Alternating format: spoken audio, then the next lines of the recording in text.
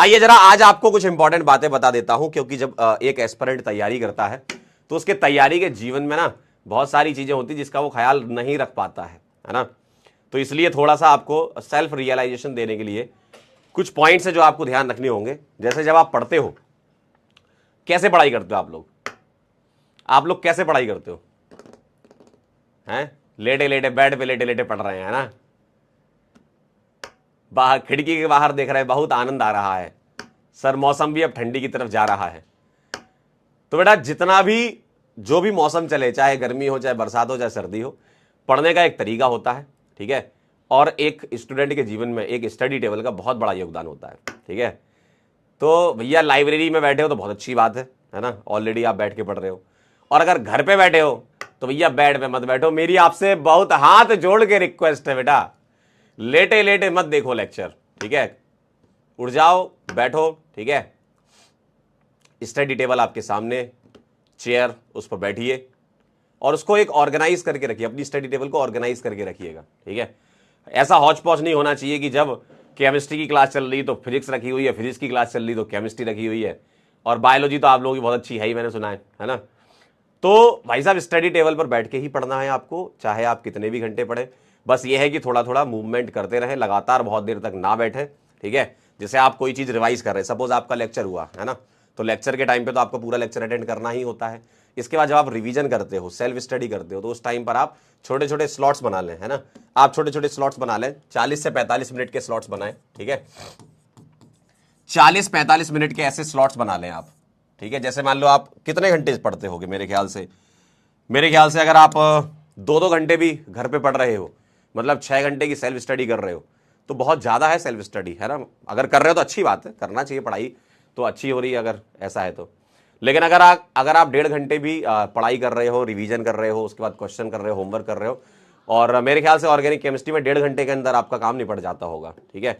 Physics में सवाल solve करने में टाइम लगता होगा, लेकिन केमिस्ट्री में जल्दी सवाल हो जाते होंगे क्योंकि उसमें सॉल्व करना होता है, ठीक है। तो अगर आप 1.5-2 घंटे भी पढ़ रहे हैं तो छोटे छोटे स्लॉट्स बना करके पढ़े, है ना।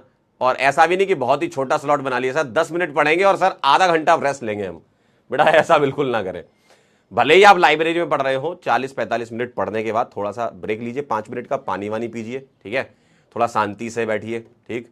उस समय फोन मत चलाइए, शांति से बैठिए बस 5 मिनट, ठीक है। 5 मिनट, 5.5 मिनट, 6 मिनट, ज़्यादा से ज़्यादा 7 मिनट, ठीक है। इसके बाद आप वापस आइए, फिर से पढ़िए 40-45 मिनट के स्लॉट में, ऐसे ऐसे आप स्लॉट बना के पढ़िए, ठीक है।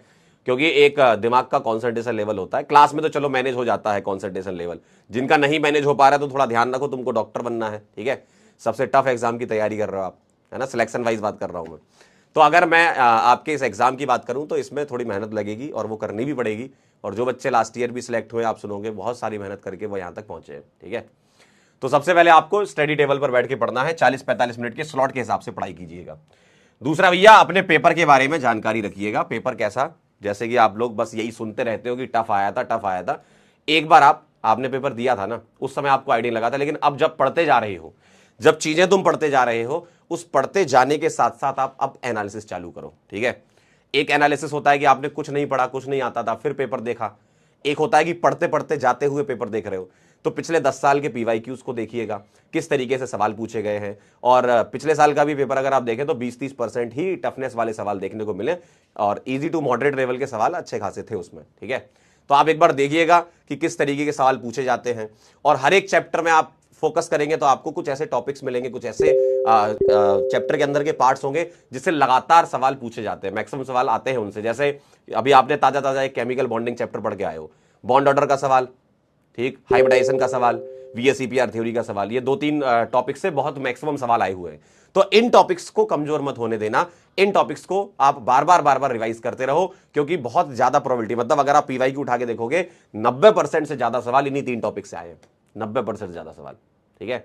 और अपने करंट चैप्टर की बात करें तो IUPAC से एज इट इज डायरेक्ट सवाल आने के चांसेस कम रहते हैं, लेकिन इसका एप्लीकेशन पार्ट ज्यादा रहता है, ठीक है।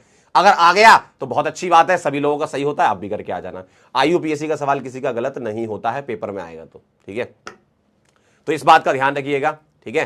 तो आप पिछले 10 साल के पेपर का एनालिसिस करें, ठीक, और साथ ही साथ इस साल के पेपर को मद्देनजर रखते हुए जेई मेन के पिछले 2 या 3 साल के पीवाईक्यूज को आप जरूर देखें एक बार कि क्या पूछा जा रहा है वहां पर, क्योंकि वो भी एनसीईआरटी एग्जाम्पलर के सवाल उठा करके दे रहे हैं, एनसीईआरटी एक्साइज के सवाल उठा करके दे रहे हैं, यानी कि वो सवाल आपके लिए ज्यादा रिलेवेंट हो जाते हैं क्योंकि दोनों की ऑर्गेनाइजेशन सेम ही है जो पेपर बनाती है। ठीक है, तो इसलिए थोड़ा सा ध्यान रखिएगा इस बात का।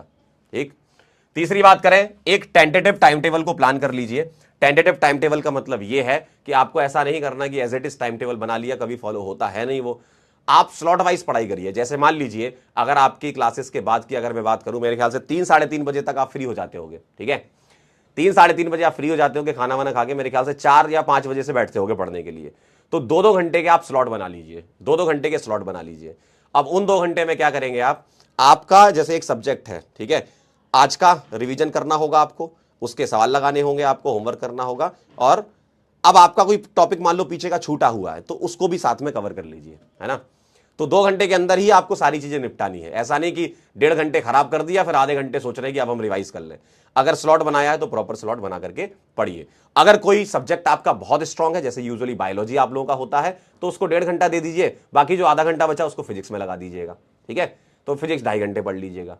तो इस तरीके से थोड़ा मैनेज करिएगा। ये एक्चुअल में कोई टाइम टेबल नहीं है, ये स्टडी स्लॉट है ना। टाइम टेबल तो वो वाला होता था बचपन में बनाया करते थे, याद है, 5:30 बजे उठना है ना, 5:30 से 6 बजे तक जो है अपने को फ्रेश होना है। ठीक है, तो उसमें बहुत दिक्कत आती है कि अगर किसी दिन नहीं उठ पाए तो हमें खुद ही गिल्ट हो जाता है कि यार आज तो टाइम टेबल फॉलो नहीं हो पाया। तो आप ये स्टडी स्लॉट्स बना करके पढ़िए। ठीक है, अच्छा खाना खाइए, सही बात है, हेल्दी फूड तो खाना ही है आपको। बीमार हो गए तो दिक्कत हो जाती है, अगर आप 4-5 दिन भी बीमार हो गए तो पीछे छूट जाओगे, बैकलॉग काफी कुछ हो जाएगा। ठीक है, और नींद लीजिएगा। कोई अगर आपसे ये कह रहा है कि कम सोकर ज्यादा आउटपुट निकाल सकते हो, तो भाई साहब ये क्या कर रहे हो तुम, अपने आप से पूछो, अपने आप से सवाल करो कि अगर तुम ये सोच रहे हो कि सर हम तो 4 ही घंटा सोएंगे, तो बाकी का जो 20 घंटा है उसका आउटपुट तुम्हारा 4 घंटे भी नहीं निकलेगा। भाई दिमाग है, दिमाग को रेस्ट की जरूरत है, बॉडी है, बॉडी को रेस्ट की जरूरत है ना। तो एक ऑप्टिमम स्लीप अगर देखा जाए तो 6 घंटे मेरे ख्याल से सेल्फ सफिशिएंट होती है।